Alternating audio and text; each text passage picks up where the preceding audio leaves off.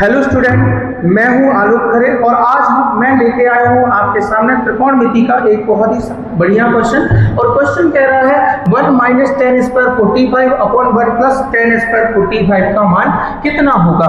तो आप ऐसे क्वेश्चन के लिए आपको क्या करना है, आपको ट्रिग्नोमेट्री की त्रिकोणमिति की जो टेबल होती है sine 30, sine 0, sine 30, sine 45, sine 60, sine 90, इनके मान को याद रखना पड़ेगा। जैसे साइन 0 का मान 0, साइन 30 का मान 1/2, साइन 45 का मान 1/√2, साइन 60 का मान √3/2 और साइन 90 का मान होता है 1। लेकिन आपको पता होना चाहिए इसी साइन की वैल्यू को जस्ट उल्टा कर दो, साइन 90 का मान जो होता है वो cos 0 के मान के बराबर होता है। और आपको पता होता है कि साइन 45 का मान और cos 45 का मान बराबर होता है। एक ही दुनिया में मतलब एक कोण है 45 डिग्री, साइन 45 डिग्री और cos 45 डिग्री का मान कितना होता है, बराबर होता है। अब यदि मुझे पता है कि tan थीटा tan 45 बराबर क्या हो जाएगा, तो मुझे पता है tan 45 बराबर होता है साइन 45 बटा cos 45।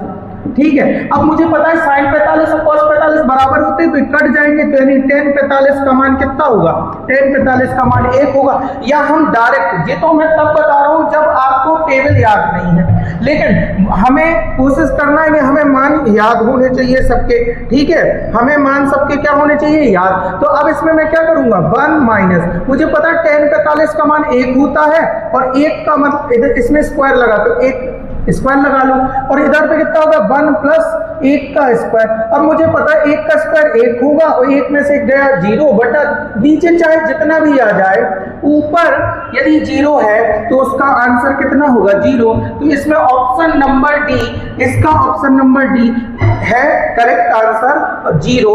और ऐसे और क्वेश्चन के लिए त्रिकोणमिति की हमारे यहाँ फुल क्लास चल रही है, तो फुल कॉन्सेप्ट को समझने के लिए आप ज्वाइन करें शुक्ला एंड खरे कोचिंग में। धन्यवाद।